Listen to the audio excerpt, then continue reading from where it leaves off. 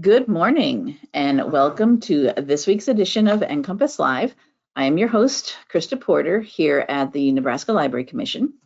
NCompass Live is the Commission's weekly webinar series where we cover a variety of topics that may be of interest to libraries. We broadcast the show live every Wednesday morning at 10 a.m. Central Time, but if you're unable to join us on Wednesdays, that's okay. We do record the show as we are doing today, and it will be available later for you to watch in our show archives for you to watch at your convenience. Both the live show and the recordings are free and open to anyone to watch, so please do share with your friends, family, neighbors, colleagues, anyone you think might be interested in any of the topics we have on NCompass Live. For those of you not from Nebraska, the Nebraska Library Commission is the state agency for libraries. So we are similar to your whatever state library. So we provide training and resources and grants and databases to all sorts of libraries in the state. So we will have shows on NCompass Live for all types of libraries. Public, academic, K-12, corrections, museums, historical societies, et cetera, et cetera. Really, our only criteria is that it's something to do with libraries. Something cool that libraries are doing, something cool we think they could be doing. We have Nebraska Library Commission staff that sometimes are on the show to talk about services and programs and resources and things we offer here at the Library Commission, but we also bring in guest speakers, and that was what we have today. Joining us this morning is Aimee Adams. Good morning, Aimee. Good morning.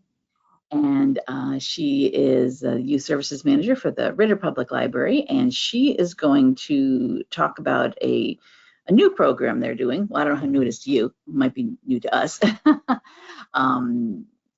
An alternative program to that 1,000 books program that many libraries maybe have been using, schools and libraries. So I'm going to hand it over to you, Aimee, to give a full introduction to yourself and tell us all about what you've been doing in your library. Wonderful, thank you. Good morning to everyone, and thank you for joining me this morning, especially those of you on the West Coast who are up at the crack of dawn. So yes, my name is Aimee Adams. My pronouns are she and her, and I am the Youth Services Manager for the Ritter Public Library in Vermilion, Ohio.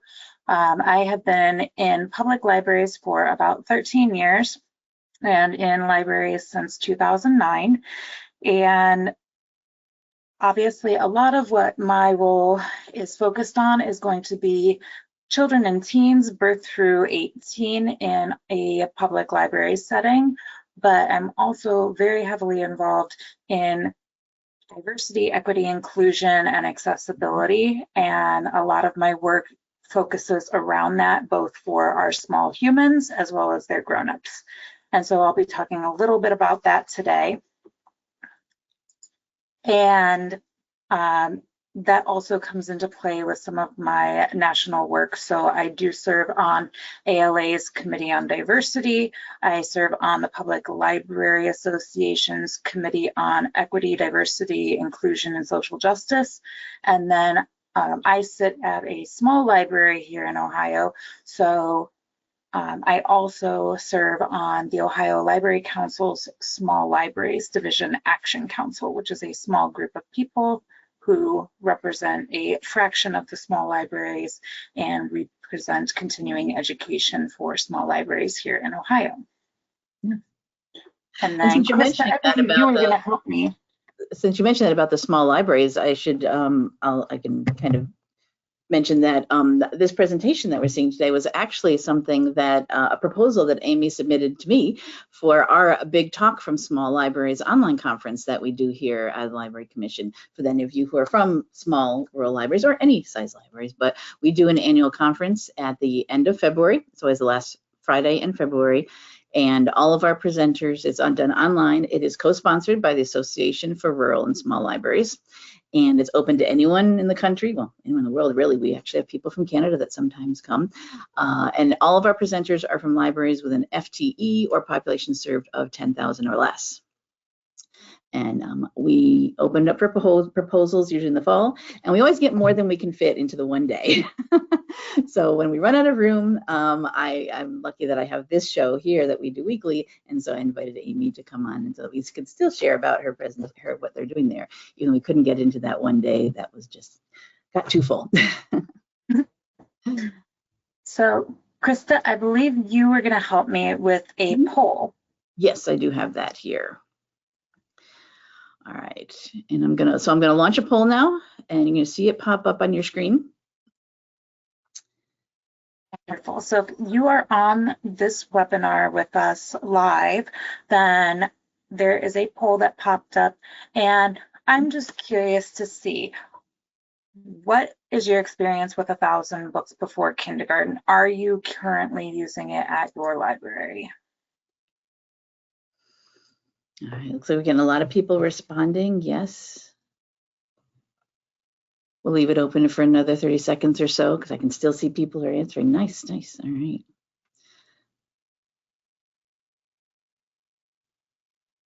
Lots of yeses, lots of nos. So far, nobody's chosen that third answer. Yay.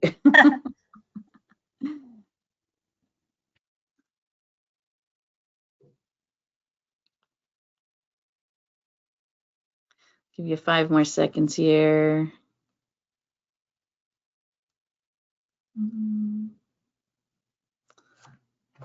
Looks like we might have them all. Anyone's going to answer? All right. I'm going to close the poll now. 5, 4, 3, 2, 1. Close and share. So you should see the results there now. We got a pretty even 70-30 split between yes and no. 70% of our attendees today have used it, and 30% have not. Now, my next question. And everybody knows what children are, so that's good. My next question is for the chat.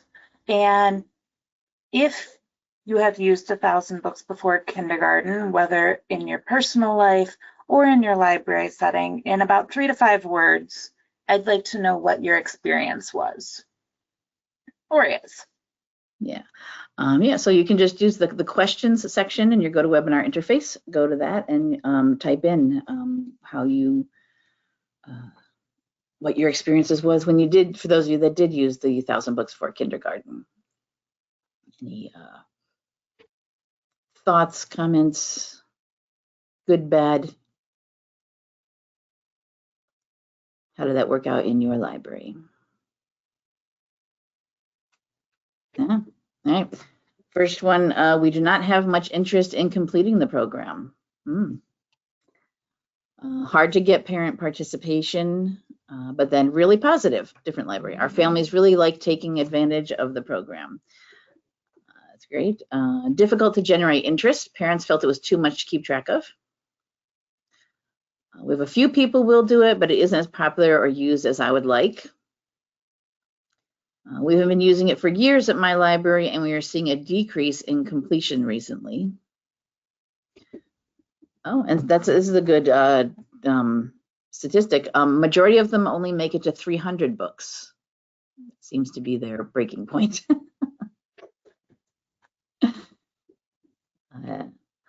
Here's another one. So we've got all different experiences here. Another one just popped in.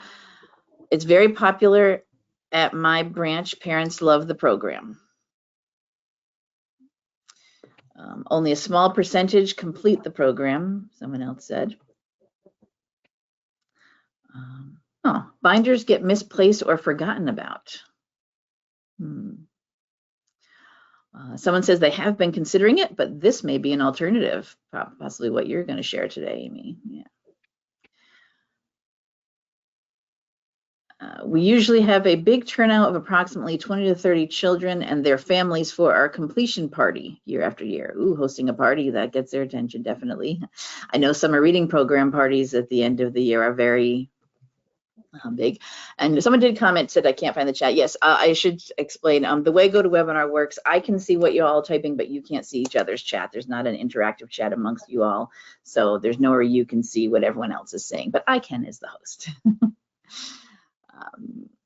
Sometimes we've had a lot of success using Beanstack to track progress. Oh, using one of those online resources instead.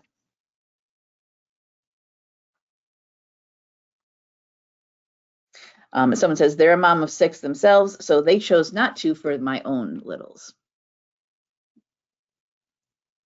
Cool. Anyone else have comments? Anyone who's used, we had 70% of you said they did have done this in their libraries. The 1,000 books before kindergarten. Any other thoughts on it? Have you used it? Is it good? Is it bad? Do you think it could use some improvement, and what might that be? Sharing your insights, everyone. Oh, Vernon, go ahead. I like it for the promotion and promotion of the importance of early literacy. Absolutely, yes. I'm going to go ahead and move on to the next slide. Yeah. Looks like our comments are slowing down. Yeah, great. Thank you so much, everybody, for all your ideas. So I'm going to give you a little bit of background information on my library and my community, and just setting the framework for where we're at. So like I said, I work at the Ritter Public Library. This is a picture of my library from the outside. We are a single location, one building facility. We don't have a bookmobile or any type of outreach vehicle. And we are in Vermilion, Ohio. And if you look at the little map of Ohio, we are 50 miles west of Cleveland along Lake Erie. So we've got the little pinpointer right up here, right along the lake. Nice. And so we are also a very big vacation town. So I don't know if you've heard of Cedar Point, but we have Cedar Point that is just a little bit further west of us in Sandusky, and there's a lot of summer traffic here. So for us, our population is technically 10,700, but that fluctuates vastly. So we have a lot of people who own summer cottages, and then they disappear to their regular homes during the school year. We have a few of the multi-million-dollar homes that are along the lakeshore, and then, we have our standard, middle class, lower class families that are, just struggling to keep up. And so the number one thing that our town is known for is called the Woolly Bear Festival. And so that is that weird little caterpillar that is up in the right-hand corner.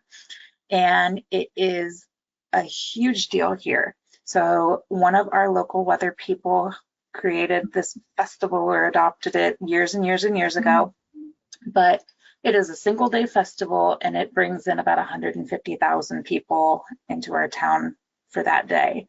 It's just weird factual information. I love the woolly bears. I'm originally from upstate New York, actually, so I know the whole woolly bear thing. That you can predict what the winter is going to be like based on, and I can never remember how the size of the different colors on them. Yep, how much orange it has, yeah. And then, so we are running on a $1.6 million operational budget, and we do not receive any federal funding. So we get 0 federal dollars.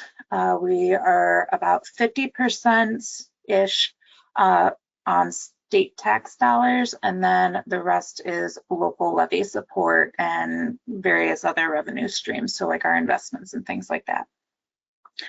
Our building has 24 staff members and 3 levels.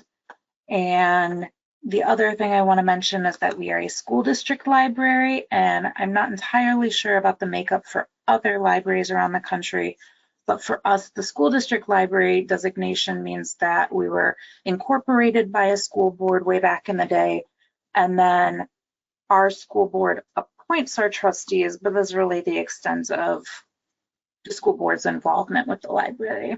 So we do have a separate governing board that will have us reporting to them. Being that we are a school district library, we only have one school district in our service area though, and so we are bound by that school service district. And so that is the Vermilion Local School District. Pictured there is our elementary school, that's their logo. And there are 3 schools. There's an elementary school, a middle school, and a high school. And we have about 1,700 students between the 3 schools. The schools are predominantly Caucasian, with about 88% of the kids identifying as fully Caucasian. Then the other 12%, majority of those are going to be mixed race, or like the 2 or more races, and a few Black, AAPI, and Hispanic.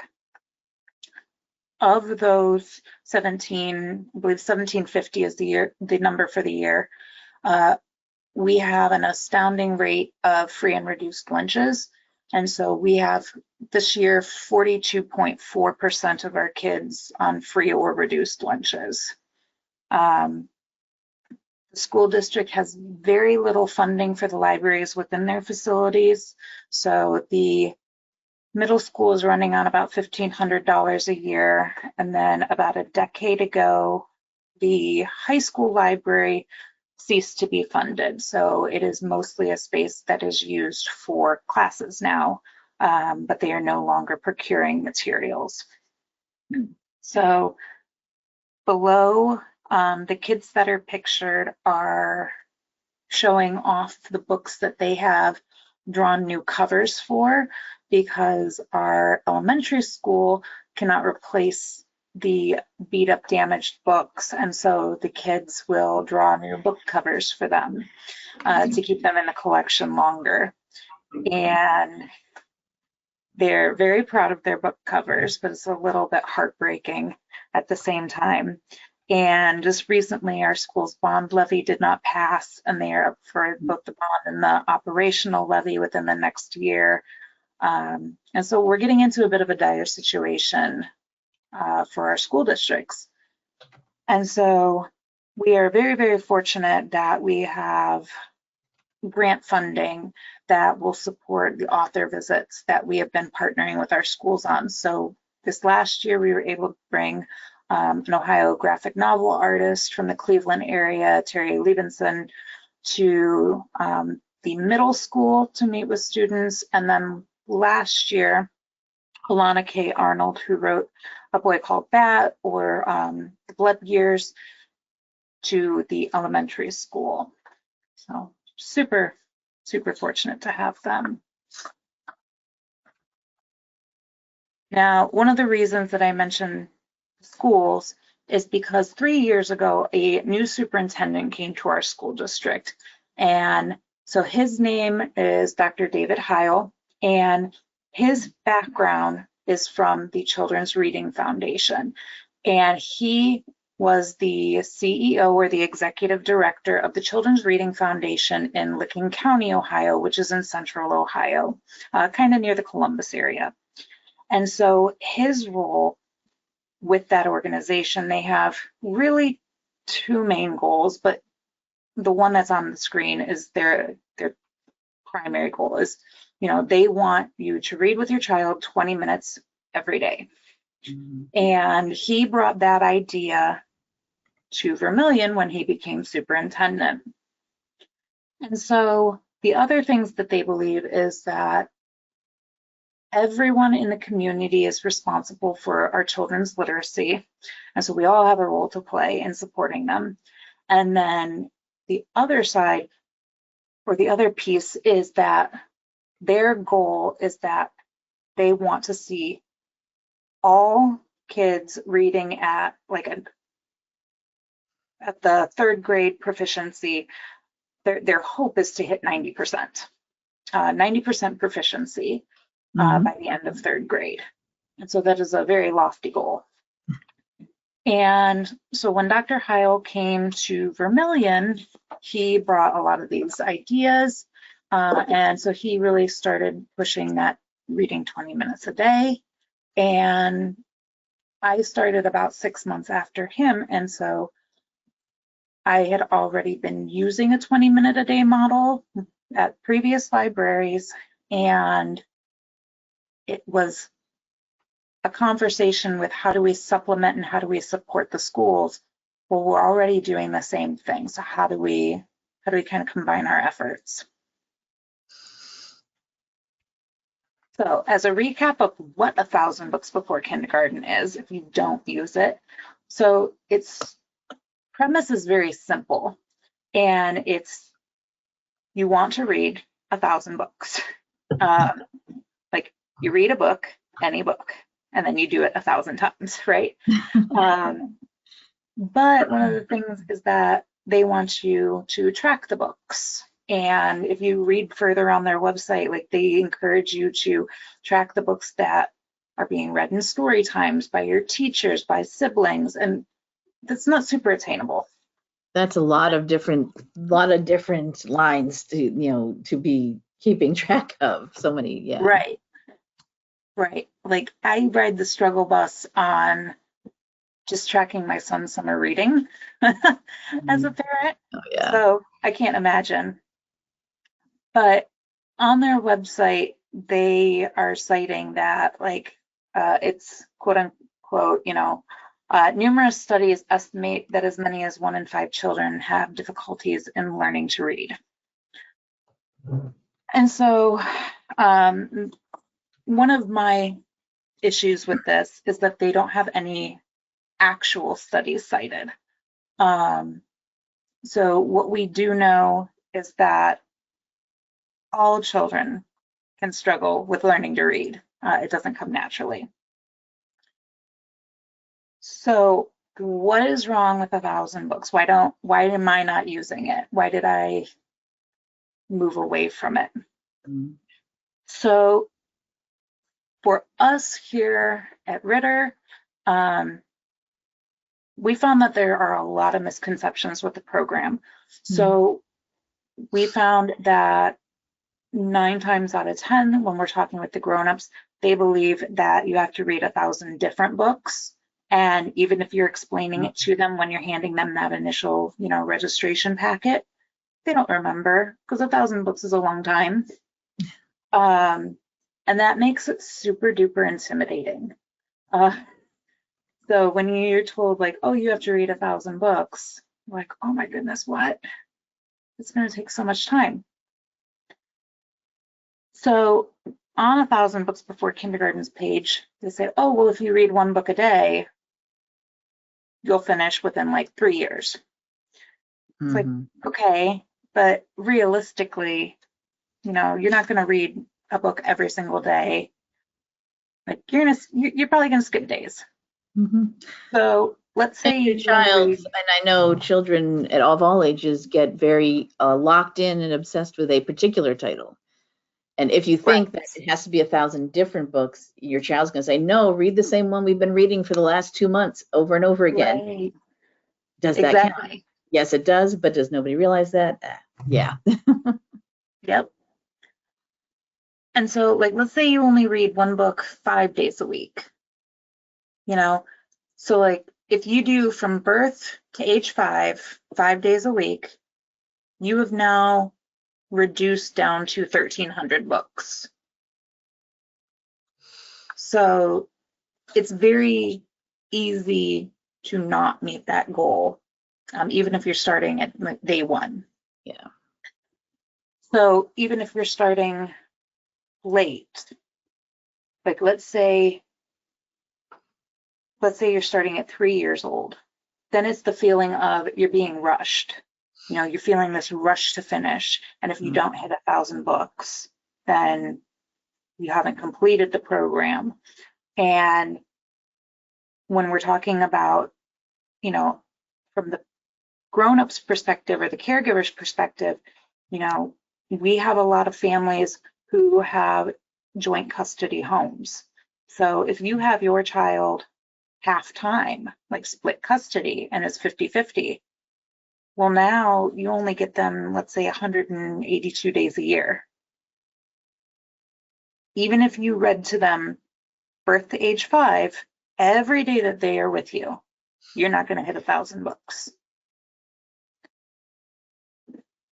So what ends up happening is, you know, most places are giving prizes for milestones. So 100, 200, 300, you know, you're getting some milestone prizes. And because it's for 0 through 5, if the grown-up is not reading to the child, then the child is failing. So they do not, you know, complete 1,000 books before kindergarten. And so now the guilt of failing the child is falling on that grown-up, and we're putting that societal pressure of not doing enough on the grown-up. And right now there's already enough parent shaming, mom shaming, guilting out there of grown-ups aren't doing enough with their children. We really shouldn't be adding to that as libraries. We should be supporting our caregivers rather than, you know, shaming them for not doing enough. So we also know that more than 1 in 5 children need help reading. So the reason we know that is because the science of reading tells us that literally everyone needs help learning to read, and doesn't come naturally. Literally no one in the world can pick up a book and immediately start reading. There's a whole bunch more that goes into it. So the limited scope comes into play because it kind of functions in a way that we are focused on the kids and engaged with the parents from birth to pre-K. But then once they hit kindergarten, we're basically saying, okay, school, off you go. And it's almost like we're passing them off on the school, and we're no longer taking on any sort of role in their literacy other than to help them find books once they can read. What we really should be doing is we should be supplementing the school's efforts and trying to assist with that, because we know that more needs to be done to help them. So like I said, 1,000 books before kindergarten is failing to provide that data-driven research on their website. The other thing is they mention the idea that you could read the same book over and over and over again, which is fine because we all know that our kids like to read the same book over and over. Mm-hmm. But when it comes to actually advancing their knowledge, a variety of books is important. And I'll get into that in a second with the science of reading. So really, 1,000 books before kindergarten is going to work for the privileged, but it's not going to work for families that have working parents, that are in single parent homes, that have barriers to accessing materials like books, or that have transportation issues with getting to the library, that have disabilities, that have more critical safety and security concerns at home. They don't have an English as a first language speaking home, and maybe they don't have someone in that home who does speak English, or they don't have materials at the library that are in their first language. So all of those are barriers to access.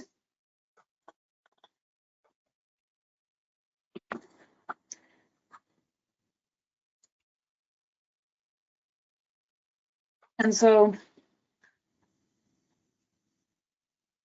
this is a quote from a study that came out in June, and it was put out by the Harvard Graduate School of Education. And they did a study, and it's saying that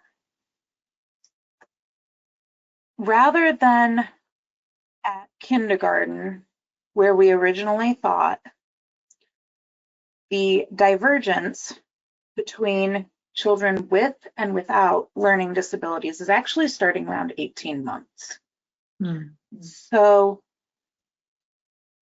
we need to be, of course, hitting our families that have babies, toddlers, not taking away from the importance of that. But we do need to be continuing on with this effort, and we need to be encouraging our families to learn about, at least in our case, in Ohio, we are using science of reading. And so teaching the grownups how to incorporate some of these components when they're reading with their children. So if you're not familiar with the science of reading, the simplest explanation, it's called the simple view of reading, is this kind of equation that's up at the top. And so what it is the reading comprehension is the product of word recognition and language comprehension. So if I were to ask you, what is this a picture of?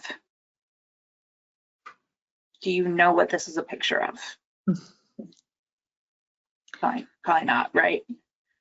I mean, I can guess that it's a cloud with eyes or a flower with eyes. I mean, I made it up, so it's a something. But I'm going to give you other tool. Oh, sorry, I went to a link.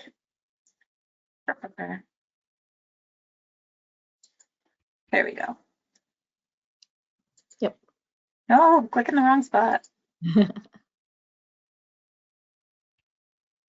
There we go. Haha, okay. So now if I give you more context, do you know what it is? Sure. So if you know what the other picture is, then you're using your comprehension skills. So you have to know that a broom sweeps up dust, right? You have to know what a broom is. You have to know the broom sweeps up dust. You have to know that dust clumped together is called a dust bunny. And so then you might surmise that this is a dust bunny. But then for word recognition, you also have to know all the sounds that the letters make to create the word. So you need that phonemic awareness. So you need to know that D makes the D sound. The U makes different sounds. So you have to know what sound it makes in this particular environment. So S, S, T for T. So D, S, T, dust. And you have to be able to put that all together to make dust. But you also have to know what dust and a bunny are. And you have to know that a dust bunny is different from dust and a bunny. And so all of this ties together into learning how to read. So this is the science of reading. You know, all of this is the early learning skills and those early literacy techniques that the grown-ups can be working on with their children when they are reading side by side. All right, so this is the intimidating version of science of reading. So this is called Scarborough's reading rope, and I'm not going to go too terribly into it, but I want you to see it and be aware of it. So the way that this works is that there are multiple strands, and so you can see that the warm colored strands are the language comprehension. So we've got background knowledge. So the background knowledge in this case was like, what's a broom? A broom sweeps. A broom sweeps up dust, you know, things like that. We've got vocabulary, language structure, verbal reasoning, literacy knowledge, and then the cool colors are the word recognition. So we have the phonological awareness, decoding, which is going to be spelling, it's going to be the sounds the words make, and sight recognition. And then what happens is you need every single one of these strands woven together to get to skilled reading. And this is why reading doesn't come naturally to anyone. You need all of these things. So everyone has to be taught to read. So the state of Ohio actually adopted science of reading as its public curriculum in fall of 24. And Vermilion was actually a little bit ahead of the game. So they were already starting to implement this into their curriculum in 2023. So they're just a little bit ahead of the game. And it's been really nice to be able to see that in action. And so what have we realized from all of this? We have realized that reading scores haven't improved. So most children, and if you're counting 30 years, now a good chunk of adults cannot read at a proficient level. So now we are faced with a nation of adults who cannot read at a proficient level, attempting to teach their children how to read.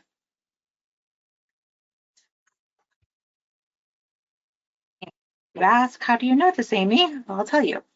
So we have something called the Nation's Report Card, and it is the largest nationally representative assessment of what American students know and what they can do. And it's on a variety of things. And it actually started in 1969, but reading wasn't added until 1983. And the actual test itself is called the NAEP, and it's the National Assessment of Educational Progress. And a lot of school districts will use that to kind of view where their testing scores are at. Now, not every student in the country will take this test. It is a small portion. I believe it's 20,000 students are selected at random to take this assessment.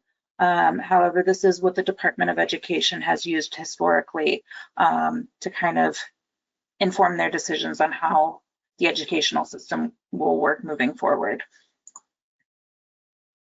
So I like stats. I hope you like stats. And I'm going to break it down a little bit. So there are 4 levels that go along with the reading. And because I am presenting to Nebraska, I wanted to include some Nebraska stats. So the assessment is done predominantly at the grade 4 level and grade 8 level. And so I have listed in order. The first row is as a nation, where we're at with our 4th graders, Nebraska's 4th graders, then the nation's 8th graders, and then Nebraska's 8th graders. The red bars are the students who are below the basic level of reading comprehension. The orange is the basic level, green is proficient, and then blue is advanced. And you might not care what those say because you want to know what they mean. So in order to be considered proficient at the 4th grade level, it means that you're determining the meaning of words using context from multiple sections of literary sources. So that's for 4th grade. For 8th grade, it's making connections between informational text features and graphics to explain how they support the primary text. So we all know that that is very educational jargon for it. But for the basic level, it means that they're able to determine the relevant meaning of words using context within the same sentence or paragraph. So if they cannot function at a basic level, that means they cannot determine the relevant meaning of words. And that's familiar words. Those are words that they should be able to read at a 4th grade or an 8th grade level. So for Nebraska, fourth grade level, we're looking at about 31% of Nebraska's fourth graders are proficient or higher, so proficient and advanced, and 26% of the eighth graders are proficient or advanced. And these are 2024 stats, so this is last year. And if you're wanting a more simplistic version, it's proficient and not proficient. So realistically, these are the kids who can and cannot read. So we, as a line, are looking at about 70 to 72% of kids across the nation who can't read. So Nebraska is close-ish to the national. And I'm assuming most states are, I suppose, like if that's the national numbers, yeah, we're all kind of in the same boat everywhere. Right. Yeah. Right. And so where we're at is that you see a percentage, but let's put a number to it. So there are 3.7 million fourth graders in the country. When you think 72%, right? I think I did 70 because it was the national average. That is 2,590,000 children who cannot read at a proficient level. Doing the same thing for eighth graders. So we start with 4.19 million eighth graders, and that means you are at 2,974,900 eighth graders who cannot read at a proficient level. Now, because this has been the same for 30 years, let's take an average of 2.5 million kids per year who cannot read proficiently. And because they're not improving, we're adding 2.5 million more kids every year. And those kids are becoming adults. So if you think of 30 years worth of people, 2.5 million a year, we're now looking at 75 million people over 30 years who cannot read proficiently. So something's going to change, right? Yes.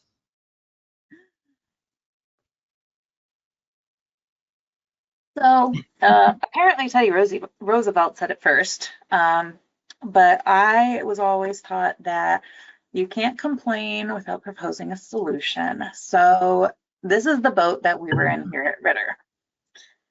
And so we knew that 1,000 books wasn't working for us. And so we came up with Read for 20.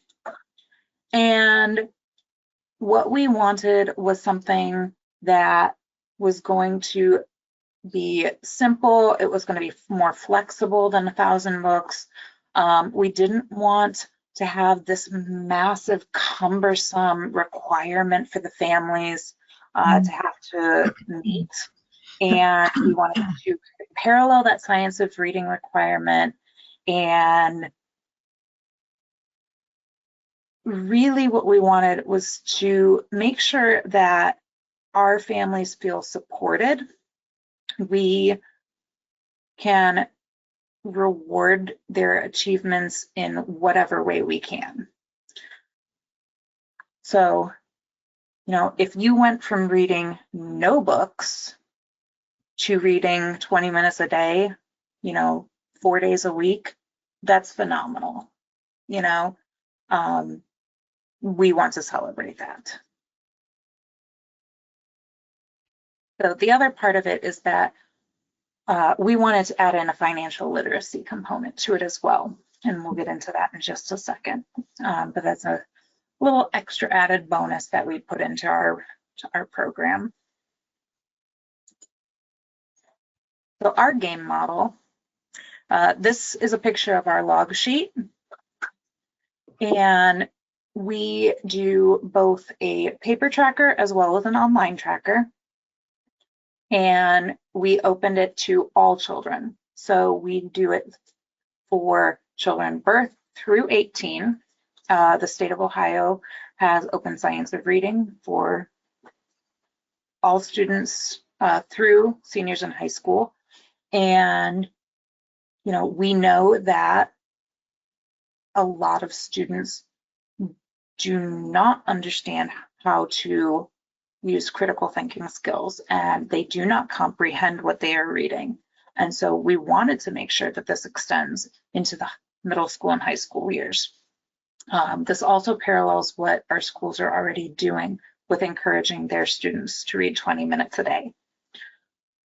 So again, we are encouraging them to read 20 minutes or more a day. If they read more, great, but 20 minutes is the minimum. And so what we want them to do is we do not require any recording of book titles, anything. It is literally like you put an X on the dot if you read the day. And I cannot tell you how much positive feedback I have had from parents with that.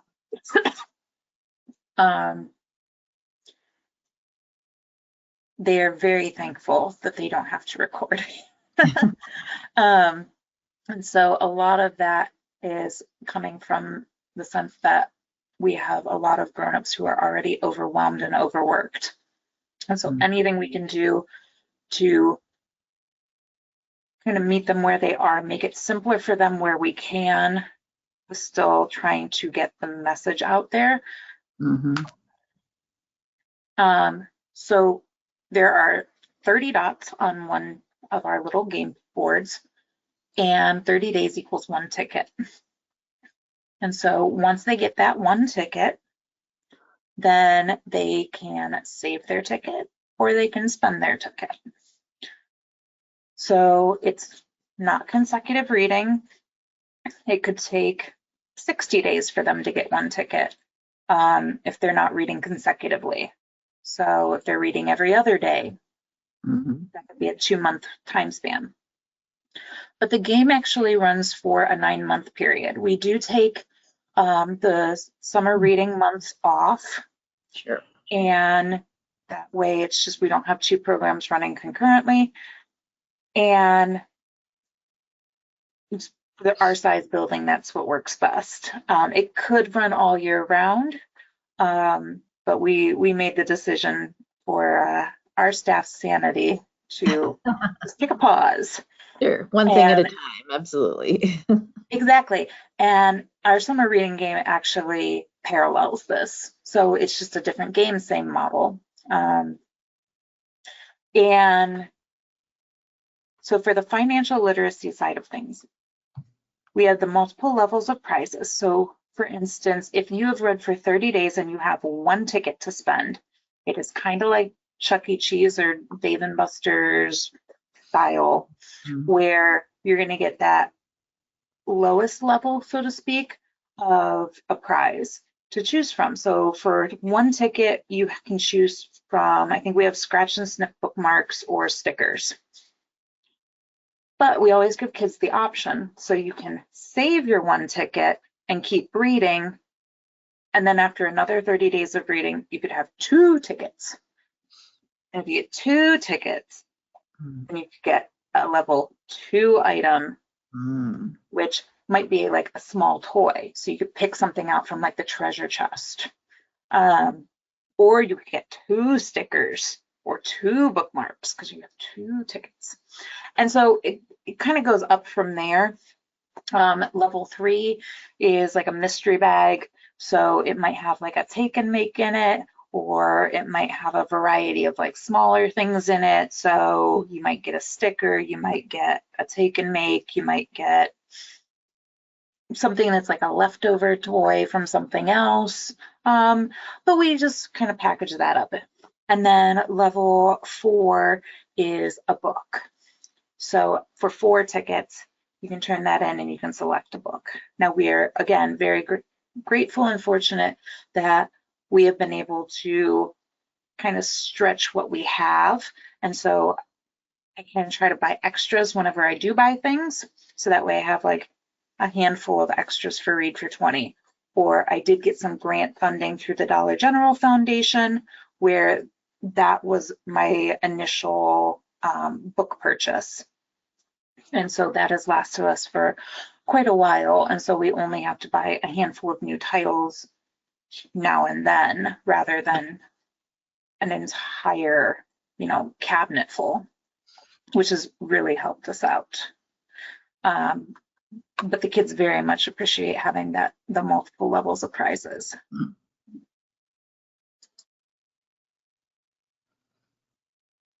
So we use Beanstack as our online tracker. And so this is just kind of the snapshot of what our main page looks like.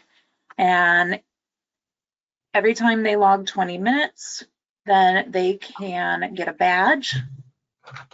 When they hit that 30 days, they're going to get the reward of getting a ticket.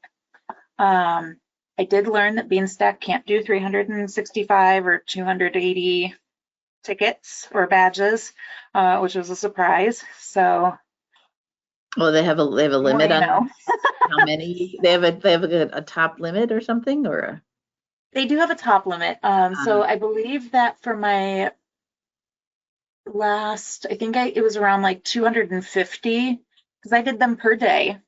Around 250 it topped out, and I started having to do them in like 15-minute increments or 30-day increments instead. But very simple. All they have to do again is, did I read? Yes or no? And there's nothing else that they have to fill out in order to kind of tick off that badge for the day. We have a question about the prizes, since you were just talking about that. I wanted to ask. So I want to know if the prize levels go up higher than 4. Like, how many levels are there? So we have 5. We have contemplated going higher because technically they could get up to 9 tickets. At the moment, just due to our funding sources, we have chose to stick with 5. The 5th level is currently a drawing for a large gift card. So they can put in for that. Right, 9, because you only do this for 9 months, so the maximum they can, it's not an ongoing forever program, it's for 9 months, and then after summer reading is over, it'll pick up again for another 9-month period, and you start all over again.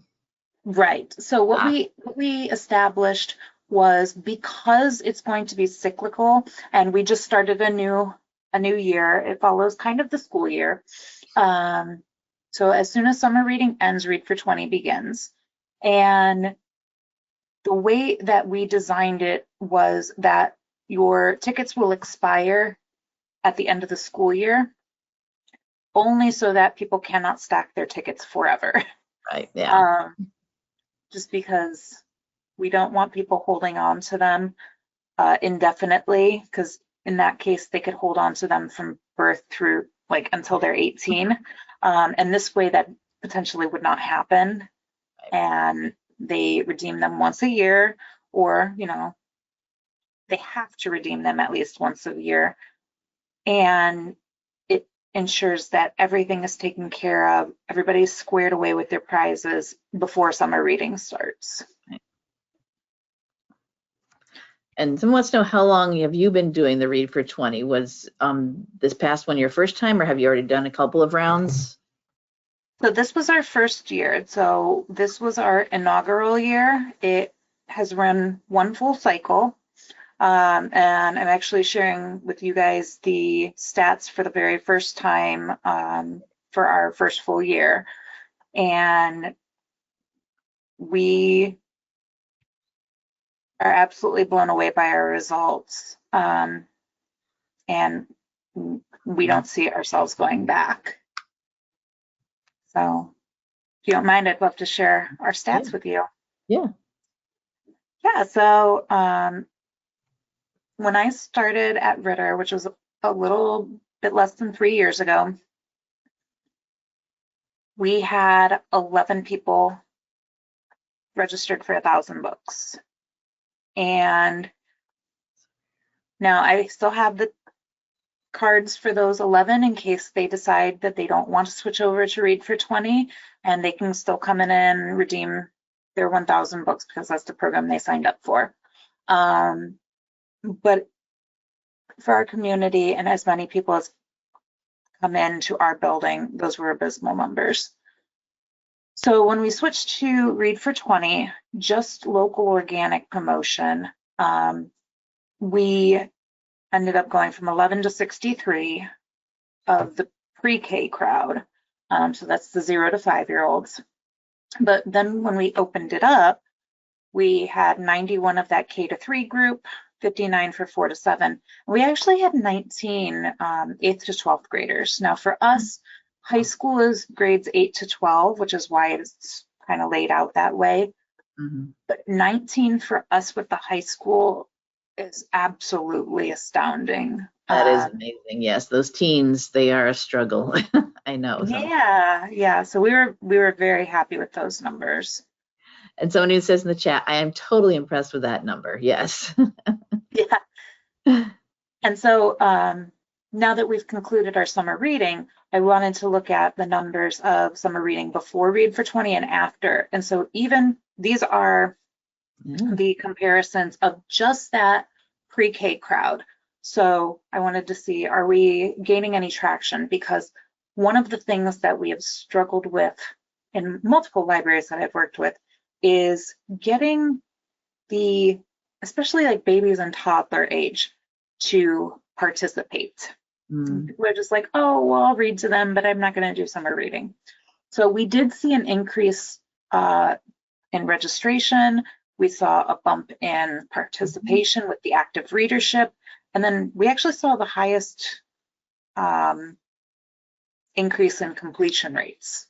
So we went from 15 to 29 with completion, which was very positive. Yeah. So I don't know if there's a correlation, but I'm going to say there's a correlation. I mean, it is. It's, they're already doing a program, and now there's another one coming up that you can switch into, as you said. You can transition into that one, and it does. You keep them going. This is something we've talked about here in Nebraska too, of having not just having summer reading as a reading challenge, but do it other times of the year too.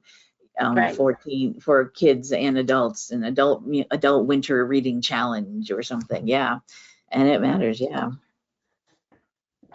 So, like I said, our results for just ages 0 to 5, which parallels obviously 1,000 books, was that we saw a 506, almost 507% increase just for year 1.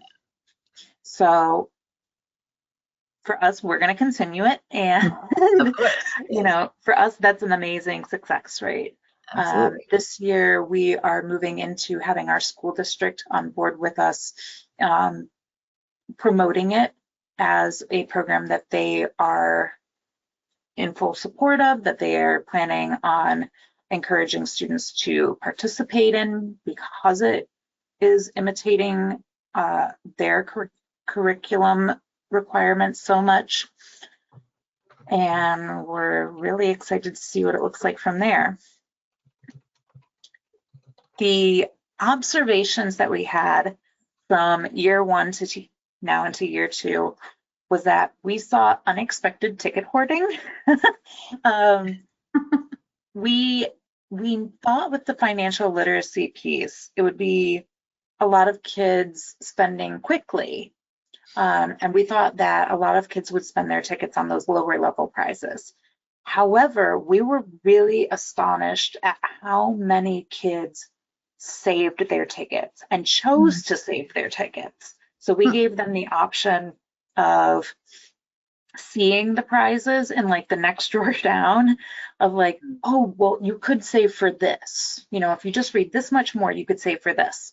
And I would say a vast majority would save their ticket for that next prize, which was astounding. Like, it was great, which means that they are already understanding that if I save, I can get a bigger, better thing.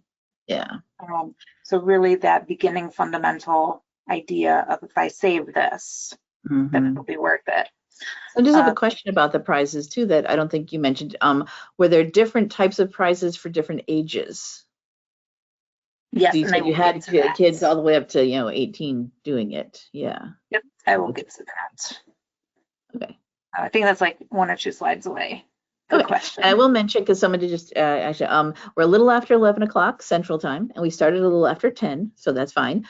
And as Aimee says, you got a few more slides to go here. If you do need to leave because you only allotted the 1 hour, that's perfectly fine. We're recording the whole thing, and the full recording and the slides will be available for you to watch later. So anything you missed, if you've got to take off now because you got something else coming up, don't worry about it. You'll be able to watch the full recording when it's ready, and that will be by the end of the day tomorrow. You'll all have access to that. Cool. Go ahead, Aimee. Okay, thank you. So some of the changes that we made for the second year is that originally we offered our first ticket at 30 days and then 1 ticket every 15 days after that. We were concerned about the retention by only getting a ticket every 30 days. But we also found that that was extremely challenging to explain to people. So this year we modified it. We're just doing 1 ticket every 30 days. And we anticipate that we're going to have similar retention rates this year. But we really wanted to simplify it further. And our suggestions are that if you have money to spend it on higher level prizes rather than lower level prizes, obviously. One of our big expenses is books. It's a reading program. We love to give away books. And the other big one is that a lot of kids enjoy the paper trackers. Even the older kids enjoy the paper trackers. So if you knew paper tracker, great. And we actually brought back a paper tracker for our summer reading program this year for the first time. And it was met with resounding positive feedback. Some So people here are like to examples. still do the paper, even though you've got these like online options. Yeah. So for our prizes, I do have a link to my Google Drive folder, which has a much longer list of prizes. But here's just a few examples of different things that we purchased, and they're also hyperlinked. But we used pencils, we've used erasers. We did a lot of sensory type fidgets, especially for the older kids. Now, they weren't specifically for that age group. It was something that that age group could choose. And that's typically what they went for. But a lot more of like the self-care type of items for our middle schoolers, our high schoolers, were very much appreciated. And that aligns kind of with some of our initiatives in our county for the teens, specifically, is working on mental health and self-care. So these were some of the favorites. The bookmark is a scratch and sniff, but yeah, they were very popular. My one associate called them smelly bookmarks, which was apparently a better way to market them than scratch and sniff bookmarks. It's like, hey, do you want a stinky bookmark? Do you want a smelly bookmark? Yes, sure. Okay. What we did do though for going back to the question about the age groups, so we did have a separate bin of prizes for our super itty bitties. So if we had someone who was really under 2, who, had significant concerns about choking hazards, we had a separate bin of prizes specifically for them, where, we're looking at the toys that don't have beady eyes on them. We're looking at finger puppets. We're looking at shaky eggs, things like that. So that way they are more developmentally appropriate for that age group.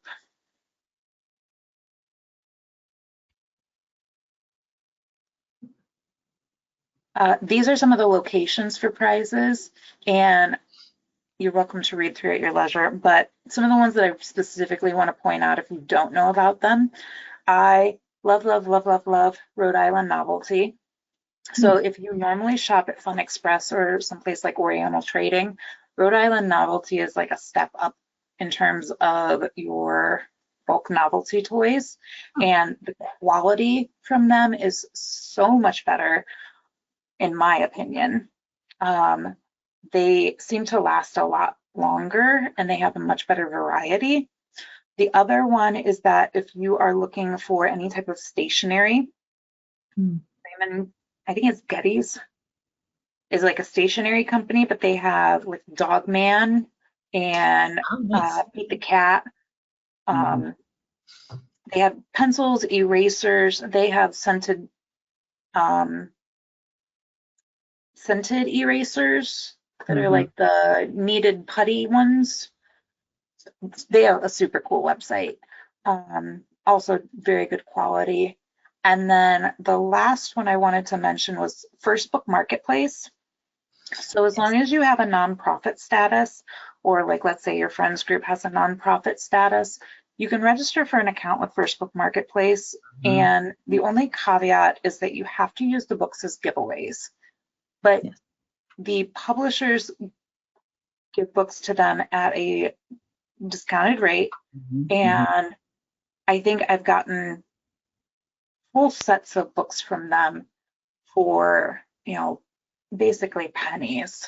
They'll often do like cases of hardbacks, as they call it, the book bank. And I believe like I got, it was either a case of 12 or 24 hardbacks by it was Serendipity by Marissa Meyer. But I think I paid maybe $20 for the entire case. We love First Book. Yeah, First Book is great. Definitely highly recommend signing up with them for discount cheap books. They also have materials and stuff too, like craft kits and crayons and magic markers and all these other extra things you might need for doing other things in your library too. Yep. And they also have free resources that you can download too. So I know we've used those as well.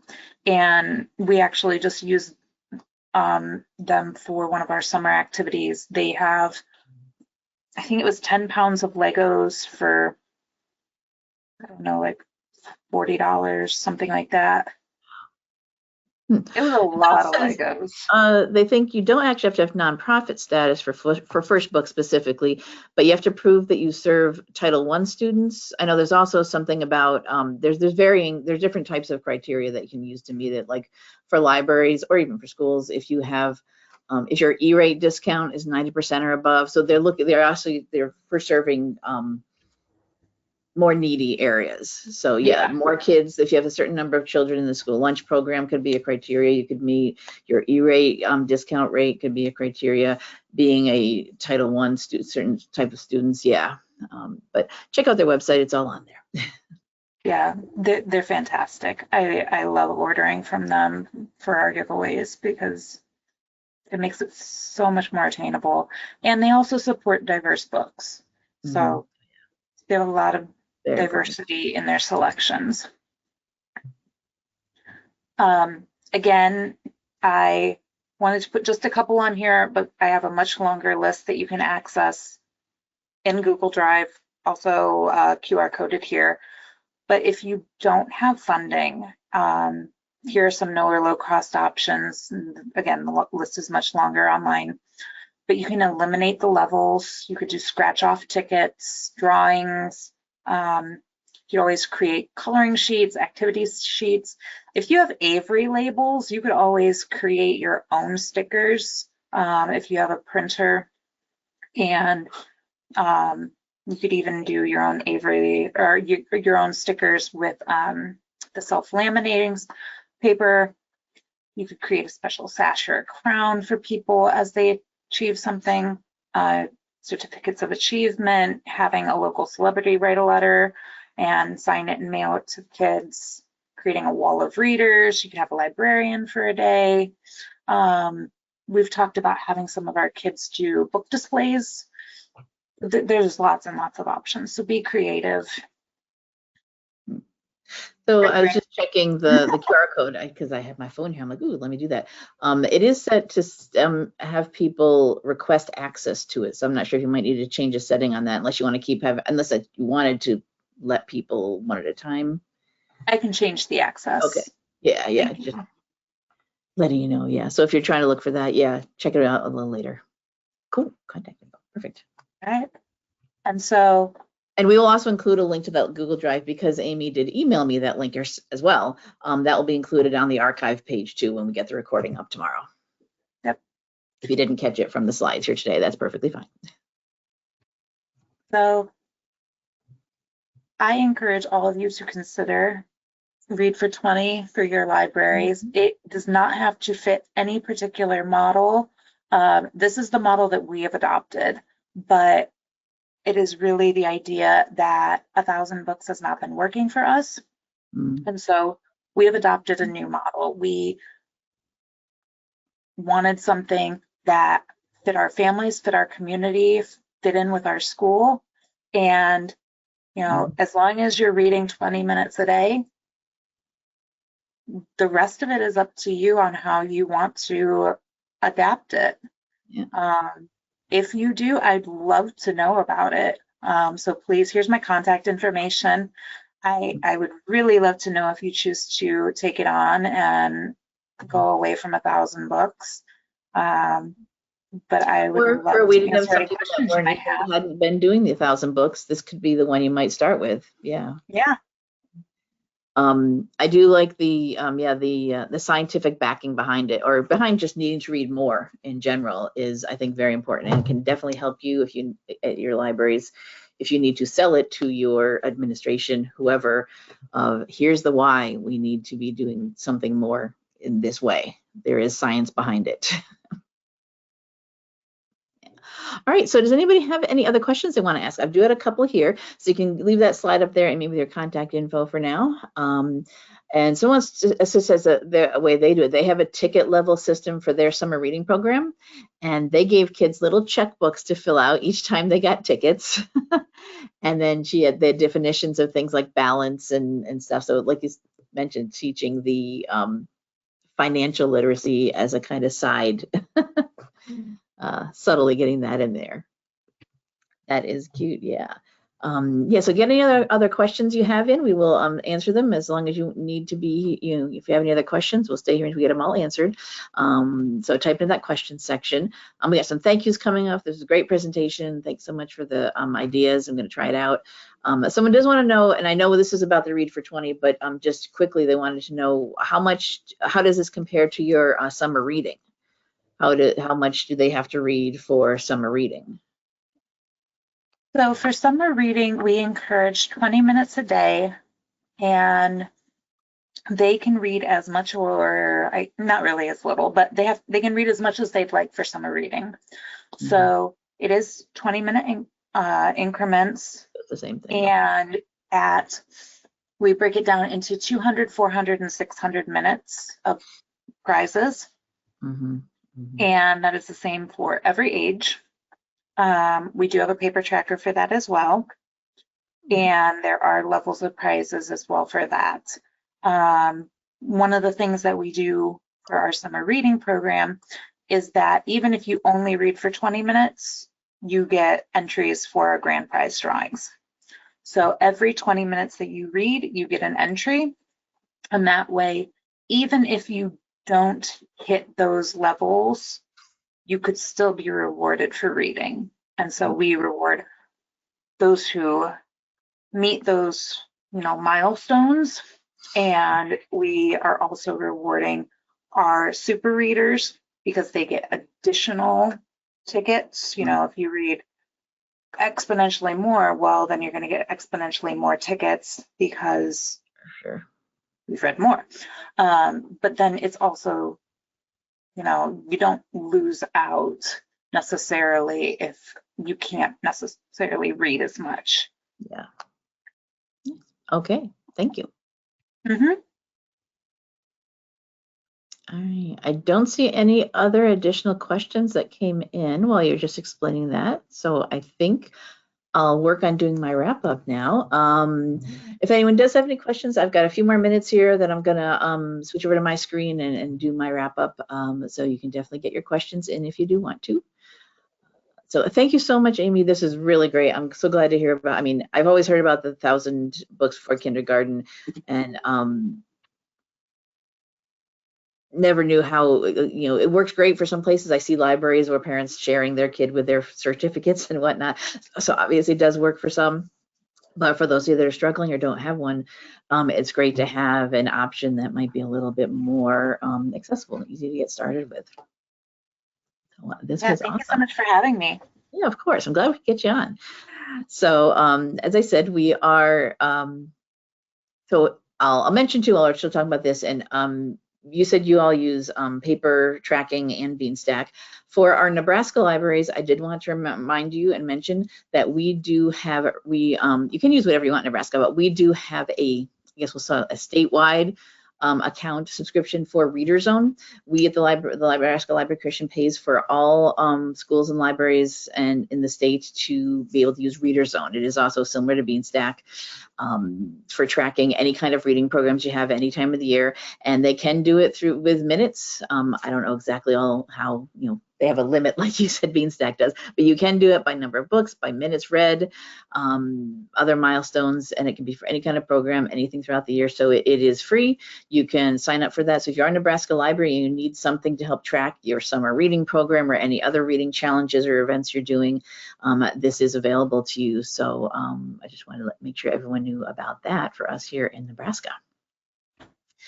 And I did mention that about Big Talk from Small Libraries. Somebody did ask about that. I wanted to show the website for that. Big Talk from Small Libraries is always the last Friday in February. For now, it's got this year's information up. So the recordings are available. We do record every conference every year. It's been going since 2012. So if you want to watch any of our previous conferences, you can go ahead and watch the recordings there. In the next month or two, I'll be switching it over for what we'll be doing for 2026. So whatever is the last, Friday, February 27th is the last Friday in February. So that will be the next Big Talk from Small Libraries. So look for the call for speakers to open up if you maybe want to present something. All right, so for NCompass Live, as I said, we do record the show. If you use whatever is your search engine of choice and type in NCompass Live, the name of our show, you'll get our main page or our archive page. Here is our upcoming shows for the next month or so, but right underneath them is a link to our archives. The most recent one will be at the top of the page here. So today's show will be here. By the end of the day tomorrow, it'll be up. Everyone who registered and attended today's show will get an email from me letting you know that's available. We'll have a link to the recording on our YouTube channel, Aimee's slides, and Aimee's Google Drive that has all of her other additional info in there. We also push this information out onto our various social media. We have mailing lists here in Nebraska. We also have a Facebook page for the show, for NCompass Live. Here's your reminder to log in today's show. We'll meet our presenters, and then I do post when the recordings are available as well. So we have a hashtag NComp Live, a little abbreviation for our show name that we use here, and the Nebraska Library Commission has a Instagram account too, and something else. And if you want to share anything about it, so if you follow that hashtag, you'll see when we're posting about things out on social media. We do have a search feature here. If you want to see if we've done a topic on anything you might be interested in, you can search the full show archives or just the most recent 12 months. If you want something very current, that is because this is our full show archives. And I'm not going to scroll all the way down because you can see this is a giant page.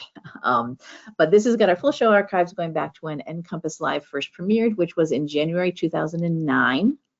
So 2025, we are in our 17th year of the show. We've done the show almost every week of the year. There's a few, we take off the week of our national State Library Association conference, and we've had some days off here and there. But this is something libraries do. We keep things for historical purposes.